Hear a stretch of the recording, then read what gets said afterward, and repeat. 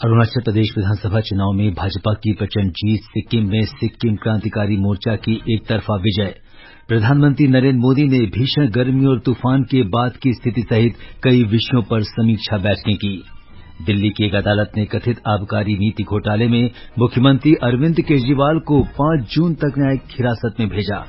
Taiwan athletics open में भारत ने 3 स्वर्ण 3 रजत और 1 कांस्य सहित कुल 7 पदक जीते और भारतीय मुक्केबाज जैस्मीन लंबोरिया और अमित पंघाल ने पेरिस ओलंपिक कोटा हासिल किया। समाचार संध्या के साथ मैं सिद्धार्थ सिंह। अरुणाचल प्रदेश के विधानसभा चुनाव की आज हुई मतगणना में भारतीय जनता पार्टी ने अपनी सत्ता बरकरार रखी है। प्रदेश की 60 सदस्यों की विधानसभा में भारतीय जनता पार्टी ने 36 सीट पर जीत दर्ज की है और 10 सीट निर्विरोध जीती। ब्यौरा हमारे संवाददाता से।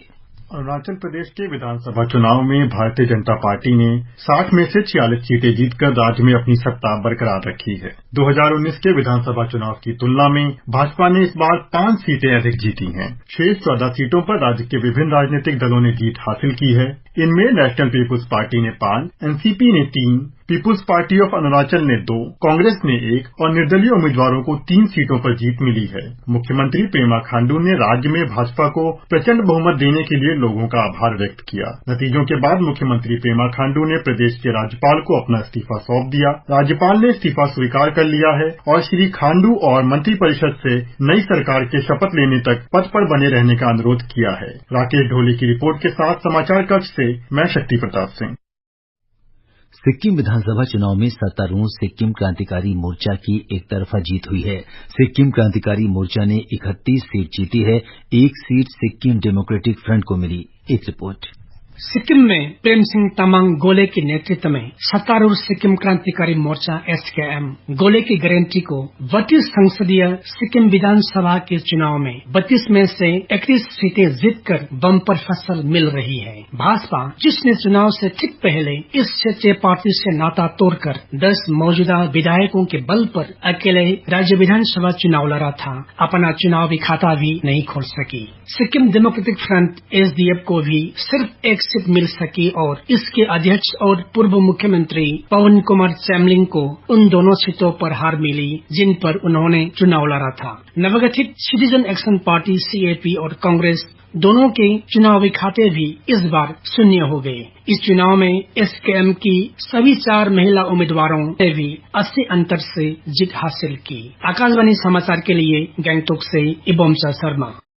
प्रधानमंत्री और भाजपा के वरिष्ठ नेता नरेंद्र मोदी ने सिक्किम क्रांतिकारी मोर्चा और सिक्किम के मुख्यमंत्री प्रेम सिंह तमांग को विधानसभा चुनाव में जीत के लिए बधाई दी है।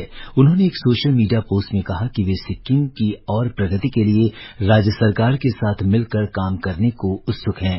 श्री मोदी ने सिक्किम विधानसभा चुनाव में भाजपा कार्यकर्ताओं के प्रयासों की भी सराहना की।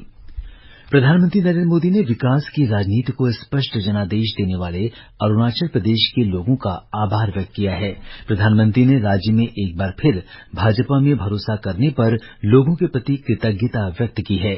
श्री मोदी ने एक सोशल मीडिया पोस्ट में कहा कि उनकी पार्टी राज्य के विकास के लिए पूरे उत्साह से काम करती रहेगी। तेलंगाना में लोकसभा चुनाव की मतगणना से 2 दिन पहले भारत राष्ट्र समिति BRS के नवीन कुमार रेड्डी ने महबूब नगर स्थानीय निकाय निर्वाचन क्षेत्र से तेलंगाना विधान परिषद सदस्य का उपचुनाव जीत लिया है। नवीन कुमार रेड्डी ने 108 मतों से चुनाव जीतकर अपनी सीट सुरक्षित की। निर्वाचन आयोग ने कांग्रेस नेता जयराम रमेश को अपने उन आरोपों के बारे में विस्तृत जानकारी देने को कहा है जिनमें उन्होंने कहा था कि गृहमंत्री अमित शाह ने लोकसभा चुनाव की मतगणना से पहले 150 जिला मजिस्ट्रेटों या कलेक्टरों को फोन किया था। आयोग ने श्री रमेश को लिखे पत्र में यह भी स्पष्ट किया है कि आदर्श चुनाव संहिता लागू रहने के दौरान सभी अधिकारी आयोग की प्रतिनियुक्ति पर होते हैं और किसी भी निर्देश के लिए आयोग को सीधे रिपोर्ट करते हैं। आयोग ने कहा कि उसे किसी भी जिला मजिस्ट्रेट से उन्हें अनुचित रूप से प्रभावित करने के बारे में कोई सूचना नहीं प्राप्त हुई है। भारतीय जनता पार्टी के प्रतिनिधि मंडल ने आज नई दिल्ली में निर्वाचन आयोग से मुलाकात कर हिंसा तथा अशांति के किसी भी प्रयास को रोकने और मतगणना तथा परिणामों की घोषणा के दौरान सुरक्षा सुनिश्चित करने की मांग की है। प्रतिनिधि मंडल में केंद्रीय मंत्री निर्मला सीतारामन, पीयूष गोयल और पार्टी नेता ओम पाठक शामिल थे। श्री गोयल ने बताया कि उन्होंने आयोग से यह भी अनुरोध किया कि मतगणना प्रक्रिया में लगा प्रत्येक अधिकारी निर्धारित प्रक्रिया की छोटी से छोटी जानकारी से पूरी तरह परिचित हो और सभी प्रोटोकॉल का पूरी तरह से पालन किया जाए। श्री गोयल ने बताया कि उन्होंने आयोग से चुनावी प्रक्रिया को कमजोर करने के व्यवस्थित प्रयासों का संज्ञान लेने और जिम्मेदार लोगों के खिलाफ कड़ी कार्रवाई करने का भी आग्रह किया। श्री पीयूष गोयल ने एग्जिट पोल को लेकर मीडिया के खिलाफ कांग्रेस नेता राहुल गांधी की टिप्पणी की आलोचना की। उन्होंने कहा कि ये मीडिया पर दबाव बनाने की कोशिश है। ये समाचार आकाशवाणी से प्रसारित किए जा रहे हैं। ताजा समाचार जानने के लिए आप हमारे Twitter handle @AIR News Hindi को फॉलो कर सकते हैं। ये आकाशवाणी है। INDI गठबंधन के प्रतिनिधि मंडल ने आज निर्वाचन आयोग से संपर्क किया और ईवीएम से मतगणना से पहले डाक मतपत्रों की गिनती करने और उनके परिणाम घोषित करने की मांग की। हरियाणा के मुख्य चुनाव अधिकारी अनुराग अग्रवाल ने कहा है कि लोकसभा चुनाव की 4 जून को होने वाली मतगणना के लिए किसी भी राजनीतिक दल या चुनाव लड़ने वाले उम्मीदवारों द्वारा नामांकित मतगणना एजेंटों का पुलिस सत्यापन किया जाएगा। श्री अग्रवाल ने मतगणना प्रबंधों के संबंध में उपायुक्तों सह जिला चुनाव अधिकारियों के साथ वीडियो कॉन्फ्रेंस के दौरान ये निर्देश जारी किए। लोकसभा चुनाव, आंध्र प्रदेश और ओडिशा के विधानसभा चुनाव तथा विधानसभा उपचुनाव के लिए मतगणना मंगलवार को सुबह 8 बजे से शुरू होगी। निर्वाचन आयोग के अनुसार मतगणना के रुझान और परिणाम आयोग की वेबसाइट results.eci.gov.in और वोटर हेल्पलाइन ऐप पर उपलब्ध होंगे।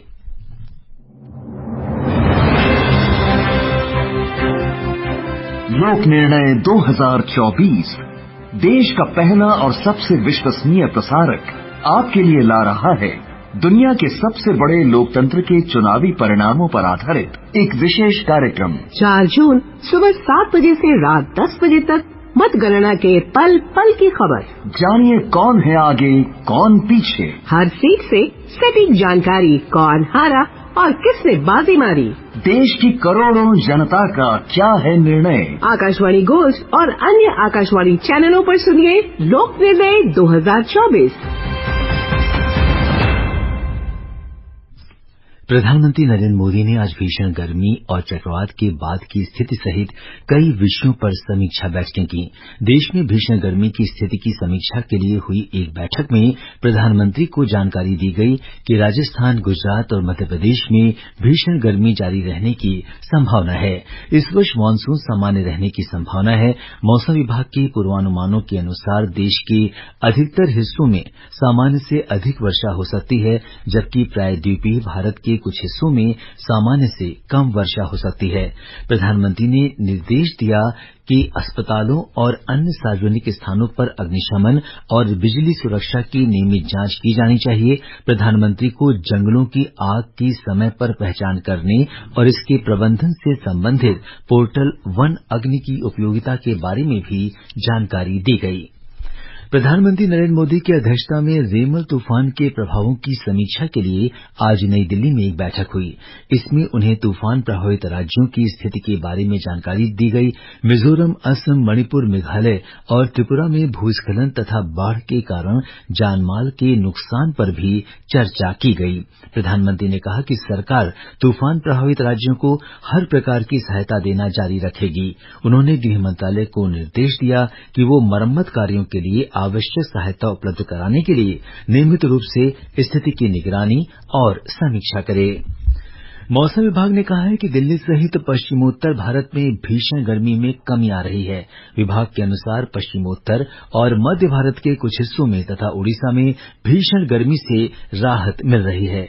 वरिष्ठ मौसम विज्ञानी R.K. जीनामणि ने आकाशवाणी को बताया कि पश्चिमी विक्षोभ के कारण दिल्ली सहित पश्चिमोत्तर भारत में तापमान में गिरावट होगी। पंजाब, हरियाणा, दिल्ली और उत्तर प्रदेश, राजस्थान, मध्य प्रदेश, उड़ीसा, इस जगह में काल हीट वेव रहेगा, लेकिन धीरे धीरे कम होगा। और हम लोग थोड़ा थंडरस्टॉर्म और डस्टस्टॉर्म का भी आइसोलेटेड आज वार्निंग दिए हैं। और जो मेजर चेंजेस होगा वो 4th और 5th को होगा, क्योंकि WD आ रहा है around 5th of the June and उसमें ज्यादा कम होगा। ये समाचार हमारी वेबसाइट newsonair.gov.in/hindi और हमारे mobile app news on AIR पर भी उपलब्ध हैं। समाचार संध्या में आपका फिर स्वागत है। दिल्ली की राउस एवेन्यू अदालत ने आज दिल्ली के मुख्यमंत्री अरविंद केजरीवाल को कथित आबकारी नीति घोटाले मामले में 5 जून तक न्यायिक हिरासत में भेज दिया। अदालत केजरीवाल की न्यायिक हिरासत की मांग करने वाली प्रवर्तन निदेशालय की अर्जी पर सुनवाई कर रही थी। केजरीवाल के अंतरिम जमानत पर होने के कारण ये आवेदन लंबित था। प्रवर्तन निदेशालय ने कथित आबकारी नीति घोटाले में 21 मार्च को श्री केजरीवाल को गिरफ्तार किया था। उन्हें 10 मई को अंतरिम जमानत मिल गई थी। श्री अरविंद केजरीवाल ने अंतरिम जमानत के समाप्त होने पर आज तिहाड़ जेल में आत्मसमर्पण कर दिया है। श्री केजरीवाल ने जेल जाने से पहले पार्टी नेताओं और कार्यकर्ताओं के साथ बातचीत की। उन्होंने मीडिया द्वारा प्रस्तुत किए गए एग्जिट पोल को नकारते हुए विपक्षी गठबंधन की जीत का दावा किया। चीनी ताइपे में आज संपन्न ताइवान एथलेटिक्स ओपन में भारत ने 3 स्वर्ण, 3 रजत और 1 कांस्य पदक सहित कुल 7 पदक जीते। प्रतियोगिता के अंतिम दिन नैना जेम्स ने महिलाओं की लॉन्ग जंप स्पर्धा में स्वर्ण पदक जीता। अंकेश चौधरी ने पुरुषों की 800 मीटर दौड़ में स्वर्ण पदक अपने नाम किया। देवमीना ने पुरुषों की पोल वॉल्ट स्पर्धा में दूसरा स्थान हासिल किया। अमित पंघाल और जैस्मीन लंबोरिया ने पेरिस ओलंपिक कोटा हासिल कर लिया है। बैंकॉक में अमित ने पुरुषों के 51 किलोग्राम भार वर्ग और जैस्मीन लंबोरिया ने महिलाओं के 57 किलोग्राम भार वर्ग के सेमीफाइनल में जगह बनाकर पेरिस ओलंपिक के लिए कोटा अर्जित किया।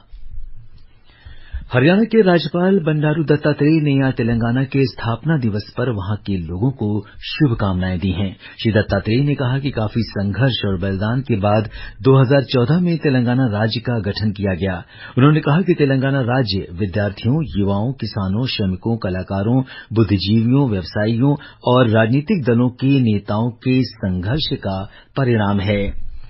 अखिल भारतीय तकनीकी शिक्षा परिषद आर्टिफिशियल इंटेलिजेंस एआई और डेटा विज्ञान के क्षेत्रों में अल्पकालिक पाठ्यक्रम शुरू कर रही है। इसमें गुणवत्ता सुधार कार्यक्रमों के तहत कोर इंजीनियरिंग संकाय सदस्यों को प्रशिक्षित किया जाएगा। तमिलनाडु के कॉलेजों में इस वर्ष एआई और डेटा साइंस दूसरा सबसे अधिक मांग वाला पाठ्यक्रम है। बाजार में बढ़ती मांग को ध्यान में रखते हुए आर्टिफिशियल इंटेलिजेंस और डेटा साइंस एनालिटिक्स पर अधिक पाठ्यक्रम संचालित किए जा रहे हैं। अंत में मुख्य समाचार एक बार फिर। अरुणाचल प्रदेश विधानसभा चुनाव में भाजपा की प्रचंड जीत। सिक्किम में सिक्किम क्रांतिकारी मोर्चा की एकतरफा विजय। प्रधानमंत्री नरेंद्र मोदी ने भीषण गर्मी और तूफान के बाद की स्थिति सहित कई विषयों पर समीक्षा बैठकें की। दिल्ली की एक अदालत ने कथित आबकारी नीति घोटाले में मुख्यमंत्री अरविंद केजरीवाल को 5 जून तक न्यायिक हिरासत में भेजा। ताइवान एथलेटिक्स ओपन में भारत ने 3 स्वर्ण, 3 रजत और 1 कांस्य सहित कुल 7 पदक जीते। और भारतीय मुक्केबाज जैस्मीन लंबोरिया और अमित पंघाल ने पेरिस ओलंपिक कोटा हासिल किया।